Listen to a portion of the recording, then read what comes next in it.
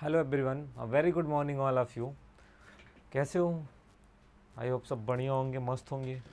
तो दोस्तों, आज की जो हमारी क्लास होगी ये होगी बीएससी एग्रीकल्चर सेकेंड सेमेस्टर, और जो हमारा सब्जेक्ट है प्रिंसिपल ऑफ ऑर्गेनिक फार्मिंग। ठीक है, प्रिंसिपल ऑफ ऑर्गेनिक फार्मिंग।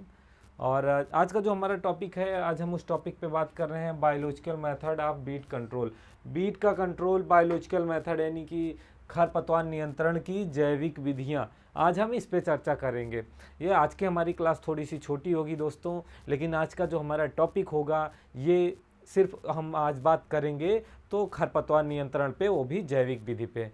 आइए शुरू करते हैं, बात करते हैं कि ये क्या होता है और कैसे होता है। तो खरपतवार नियंत्रण के जीवित जीवों, खरपतवार नियंत्रण के जीवित जीवों जैसे कीट, रोगों, जीवों, तृणभक्षी, मछली, घेंघे या फिर खरपतवार नियंत्रण के लिए जब प्रतियोगी पौधों का प्रयोग किया जाता है, जैविक नियंत्रण कहलाता है। एक बार फिर से देखेंगे हम और समझने की कोशिश करेंगे कि जैविक नियंत्रण क्या है। ठीक है, या biological method of weed control क्या है। तो खरपतवार नियंत्रण के लिए जीवित जीव, जैसे कि कोई भी खरपतवारों के नियंत्रण के लिए अनेक जीव होते हैं, जीवित जीव होते हैं। जैसे क्या होता है, कीट हो गए, कुछ रोग हो गए, जीव हो गए, तृणभक्षी हो गए, मछली हो गई, घेंघा, या फिर खरपतवार नियंत्रण के लिए प्रतियोगी पौधे का प्रयोग किया जाता है, जैविक नियंत्रण कहलाता है। किसी भी रसायन का उपयोग इसमें नहीं किया जाता है, किसी भी रासायनिक तत्व का प्रयोग नहीं किया जाता है। इसमें सिर्फ और सिर्फ प्राकृतिक में उपलब्ध या प्रकृति जीव से, या प्रकृति में जो उपलब्ध हैं जीव, उनके द्वारा ही हमारे जो फसल के लिए हानिकारक होते हैं कीट या खरपतवार, उनके द्वारा, कीटों के द्वारा, प्राकृतिक शत्रु जिसे कहते हैं, उसके द्वारा हम कंट्रोल करते हैं, उसे क्या कहते हैं? खरपतवार नियंत्रण कहते हैं।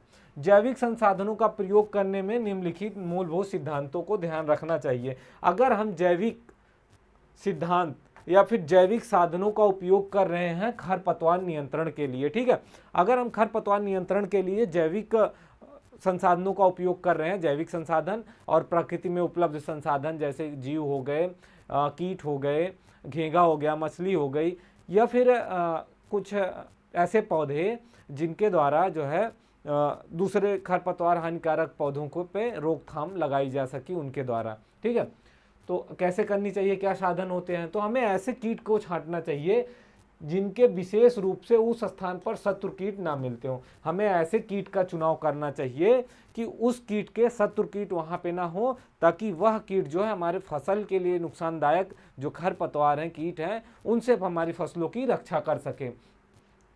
और जो कीट खरपतवार को खा जाने के बाद छोड़े गए, वह थोड़े समय में ही उनके शत्रु कीट द्वारा खा लिए जाएंगे। ठीक है, हमें ऐसे कीट छांटने चाहिए जिनके विशेष रूप से उस स्थान पर शत्रु कीट ना मिलते हों।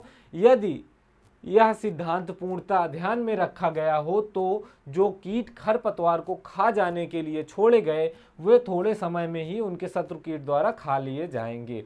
अगला है, ये कीट या अन्य जैविक साधन जो नियंत्रण के लिए प्रयोग किए जा रहे हैं, हर प्रकार के खरपतवार विशेष पर ही आश्रित रहने वाले हों, क्योंकि अगर ये आसपास के किन्हीं अन्य खरपतवारों पर आश्रय लेते हैं तो उनके द्वारा खरपतवार नियंत्रण संभव नहीं होगा। ठीक है, हमारे जो कीट, ऐसे कीट हैं जिनसे खरपतवारों पर नियंत्रण पाया जा सकता है, या फिर खरपतवार नियंत्रण के लिए ऐसे संसाधन हैं जो नियंत्रण के लिए प्रयोग किए जाते हैं, प्रयोग किए जा रहे हैं, वह हर प्रकार से खरपतवार विशेष पर ही आश्रित रहें। क्या करें? जो खरपतवार नियंत्रण करने के लिए कीटों का उपयोग कर रहे हैं, या फिर खरपतवार नियंत्रण के लिए जो जैविक साधन का उपयोग कर रहे हैं, वह संसाधन सिर्फ किस पे निर्भर हो? उन्हीं खरपतवारों पे क्या हो? आश्रित हो, निर्भर हो। तो इसके द्वारा खरपतवार का नियंत्रण संभव नहीं होगा, ना होगा। अगर वह उस पर आश्रय लेते हैं तो इसके द्वारा खरपतवार का नियंत्रण संभव नहीं होगा। क्या होगा? खरपतवारों का नियंत्रण करना थोड़ा सा मुश्किल काम हो जाएगा, संभव नहीं होगा। वहीं आगे बात करें तो हम, जो कीट किसी विशेष खरपतवार को खाकर नष्ट करने के लिए चुना जाता है, उनकी संस्तुति करने से पूर्व उनके परीक्षण, स्वभाव, रहन सहन व आर्थिक महत्व के पौधों के साथ संबंध व सक्रियता आदि का पूर्ण परीक्षण कर लेना चाहिए। हमें किसी भी कीट को, खरपतवार को नष्ट करने के लिए उस कीट के बारे में अच्छे से जानकारी होनी चाहिए। उसको जो है उसके स्वभाव के बारे में, उसके रहन सहन के बारे में, और वह पौधों के साथ उसका क्या संबंध कैसा है कि वो पौधों को नुकसान नहीं पहुंचाएगा, इन सब का परीक्षण करने के बाद ही इन कीटों का प्रयोग करना चाहिए। आर्थिक महत्व के पौधों को इन जैविक संसाधनों द्वारा हानि नहीं पहुंचती है। क्या होता है? आर्थिक महत्व के पौधों को इन जैविक संसाधनों द्वारा हानि नहीं पहुंचनी चाहिए। जो कीट भूखा रहकर भी खरपतवार के अतिरिक्त किसी अन्य वनस्पति को नहीं खाता है, वही सबसे अच्छा कीट समझना चाहिए। क्या होना चाहिए? जो कीट, अगर आर्थिक महत्व के लिए हमें पौधों को जैविक संसाधनों द्वारा हानि नहीं पहुंचनी चाहिए, जो कीट भूखा रहकर भी खरपतवारों के अतिरिक्त किसी अन्य जो है वनस्पति को नहीं खाती है, वह सबसे अच्छा कीट समझना चाहिए। क्योंकि हमें जो कीट होते हैं वो सिर्फ खरपतवारों को ही खाएं, ना कि खरपतवार समाप्त होने के बाद हमारी मुख्य फसल को भी खाने लगे, तो इस तरीके से वह हमारे लिए हानिकारक होंगे, तो इसका भी विशेष ध्यान रखना चाहिए। वहीं आगे हम बात करें तो जलवायु संबंधी, तो जलवायु तथा भूमि संबंधी विषमताओं एवं परिवर्तनों की सफलतापूर्वक सहन करने की क्रियाशीलता रहने वाला हो। ठीक है, ऐसे कीट का चुनाव करना चाहिए जो जलवायु तथा भूमि से संबंधित विषमताएं जो होती हैं उनके परिवर्तन को की सफलतापूर्वक क्या करे, अपने आप को उसमें ग्रहण कर ले, क्रियाशील कर ले, या अपने आप को उसमें ढाल ले, ताकि वह उससे उस मौसम में भी, उस परिवर्तन में भी, उस विषमताओं में भी खुद को जीवित रख सके। जैविक विधियों द्वारा एक वर्षीय खरपतवारों की अपेक्षा बहुवर्षीय खरपतवार और कृषक क्षेत्रों की अपेक्षा अकृषित क्षेत्रों के खरपतवार का नियंत्रण अधिक सुविधाजनक ढंग से किया जाना चाहिए। क्या किया जाना चाहिए? जैविक नियंत्रण द्वारा एक वर्षीय खरपतवार, ठीक है, क्या एक वर्षीय खरपतवार और बहुवर्षीय खरपतवार कृषि क्षेत्रों की अपेक्षा अकृषक क्षेत्र यानी अनकल्टिवेटेड एरिया या क्षेत्रों के खरपतवारों का नियंत्रण अधिक सुविधाजनक ढंग से किया जाना चाहिए। ठीक है, वहीं आगे बात करें हम तो जैविक संसाधनों के प्रकार की बात करें कि जैविक संसाधन कौन कौन से होते हैं या फिर कितने प्रकार के होते हैं। तो कीट, प्राकृतिक शत्रुओं के प्रमुख रूप से कीट जो होते हैं, प्राकृतिक नेचुरल एनिमीज क्या कहते हैं, प्राकृतिक शत्रुओं में प्रमुख रूप से कीट है। ठीक है, कीट का प्रयोग अनेक खरपतवारों के नियंत्रण हेतु प्रमुख रूप से किया जाता है। क्या किया जाता है? कीट जो है, जैविक संसाधन की बात कर रहे हैं कि कौन कौन से जैविक संसाधन हैं जिनके द्वारा हम खरपतवारों का नियंत्रण कर सकते हैं। तो पहला हो गया कीट, हो गया जो प्राकृतिक शत्रुओं के प्रमुख रूप से कीट हैं। कीटों का अनेक खरपतवारों के नियंत्रण के लिए प्रमुख रूप से उपयोग किया जाता है।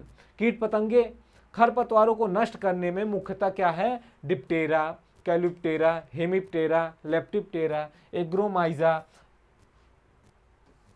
क्रोसिडोसोमा आदि जात के कीट पतंगों का भी प्रयोग किया जाता है। ठीक है, वहीं आगे बात करें रोग के रोगाणुओं को, तो खरपतवार के रोग जनकों को या पैथोजेंस को तथा उनके परजीवियों द्वारा क्या करते हैं? नियंत्रित किया जा सकता है। ये रोग जनक जैसे विषाणु हो गए, जीवाणु हो गए, बैक्टीरिया हो गई, फफूंदी हो गई, जो जल, वायु तथा कीटों या जानवरों और पौधों आदि के संपर्क से क्या होते हैं? फैलते हैं। वहीं आगे बात करें तो रोगजनक यानी पैथोजेंस, ये पैथोजेंस क्या होते हैं? तो पैथोजेंस होते हैं वायरस, बैक्टीरिया व फफूंदी खरपतवारों के क्षेत्र में निषेचन करके खरपतवारों को क्या करते हैं? नष्ट करते हैं। ठीक है, वही बात करें क्या आगे, तो कभी कभी जानवर व करेस्की प्राणियों का भी प्रयोग खरपतवार नियंत्रण के लिए किया जाता है। जैसे उदाहरण की बात करें तो उदाहरण के लिए हम ले सकते हैं हिरनखुरी को। किसको?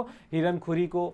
और उसके बाद जैसे भेड़ व बकरी द्वारा चराने पर हेलेटर और कार्लसन ने रिपोर्ट किया, उन्होंने बताया कि जलीय खरपतवार का नियंत्रण मछलियों एवं घेंघों द्वारा किया जाता है। कपास के खरपतवार को हंस के द्वारा व धान के जलीय खरपतवार को बतख के द्वारा नष्ट किया जा सकता है। ठीक है,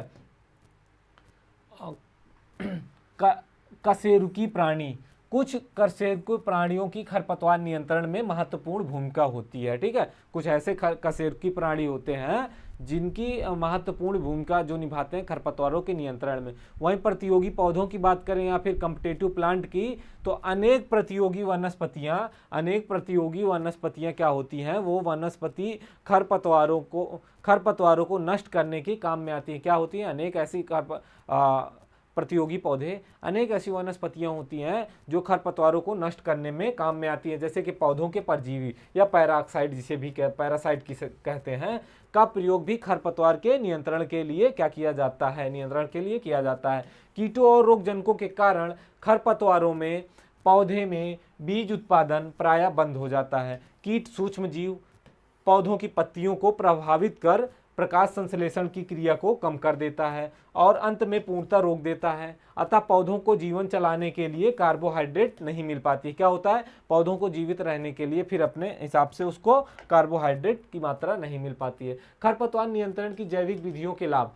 advantage of biological method of weed control. तो बीट कंट्रोल खरपतवार की नियंत्रण की जो जैविक विधि है उसके क्या लाभ होते हैं, ऐसा प्रश्न आपसे पूछा जा सकता है या ऐसा प्रश्न आपके एग्जाम में भी पूछा जाता है। तो इस विधि से खरपतवार का नियंत्रण किया जा सकता है जो रासायनिक व अन्य विधियों से भी नियंत्रित नहीं हो पाता है। ठीक है, जो जैविक विधि है इसमें क्या है कि हमें ऐसे खरपतवारों का भी नियंत्रण कर सकते हैं जो रसायनों से द्वारा नहीं कर सकते। इस विधि के द्वारा एक वर्षीय खरपतवारों की अपेक्षा बहुवर्षीय खरपतवार एवं कृषक क्षेत्रों की अपेक्षा अकृषक क्षेत्रों के खरपतवारों पर नियंत्रण अधिक प्रभावी ढंग से किया जा सकता है। क्या किया जा सकता है, अगर हम जैविक कंट्रोल करेंगे या जैविक मेथड से खरपतवारों का कंट्रोल करेंगे, उस पर रोकथाम करेंगे, तो इसमें क्या होगा कि एक वर्षीय की अपेक्षा जो बहुवर्षीय फसल होते हैं उनको, और उन क्षेत्रों में जहाँ पे फसल नहीं भी उगाई जा रही हो वहाँ पे जो है इन खरपतवारों से बचा जा सकता है और जैविक विधि द्वारा क्या करते हैं उस पर अच्छा कंट्रोल कर सकते हैं और प्रभावी ढंग से किया जा सकता है। वही बात करें तो यह एक जो जैविक विधि है यह एक अस्थायी विधि है, प्रत्येक वर्ष दोहराने की आवश्यकता नहीं होती है। ठीक है, जैविक विधि से अगर हम खरपतवारों का नियंत्रण करेंगे तो हमें ऐसा नहीं है कि हर फसल लेने के बाद हमें तुरंत जो है फिर वही प्रक्रिया अपनानी पड़ेगी। तो यही पे कह रहा है कि प्रत्येक वर्ष दोहराने की आवश्यकता नहीं पड़ती है। जैविक विधियों द्वारा खरपतवार का नियंत्रण अपेक्षाकृत क्या होता है, सस्ता होता है। ठीक है, जैविक विधियों द्वारा खरपतवार का नियंत्रण अपेक्षाकृत, देखिए रासायनिक विधि जो होती है या केमिकल जो होते हैं उसमें क्या होता है कि हम केमिकल विधि से अगर हम खरपतवार का नियंत्रण करेंगे तो उसमें लागत अधिक आती है और केमिकल का यूज़ करते हैं। वो केमिकल जो है हमारे उत्पाद जो फसल प्राप्त होती है उस फसल को हम खाते हैं तो मानव स्वास्थ्य के लिए भी और पर्यावरण के लिए भी नुकसान होता है। तो जैविक विधियों में ऐसा कोई नुकसान नहीं होता है और अपेक्षाकृत सस्ता भी होता है और इसमें क्या होता है, अधिक श्रम की भी आवश्यकता नहीं पड़ती है। जैविक विधियों के द्वारा अगर हम खरपतवारों का नियंत्रण कर रहे हैं तो उसमें क्या है, ऐसी अवस्था में हमें बहुत अधिक श्रम की भी आवश्यकता नहीं होती है। ठीक है, तो दोस्तों आज का जो हमारा ये टॉपिक था जैविक विधि से खरपतवार का नियंत्रण। ठीक है, तो आज का हमारा टॉपिक यही समाप्त होता है। अगले टॉपिक पे अगली क्लास में हम एक नए टॉपिक के साथ आप लोग को मिलेंगे और मैं आशा करता हूँ कि आप सबको ये क्लास ज़रूर पसंद आई होगी। तो आप लाइक और सब्सक्राइब करें ताकि हम लोग भी अपने काम में और इम्प्रूवमेंट लाएं। जय हिंद।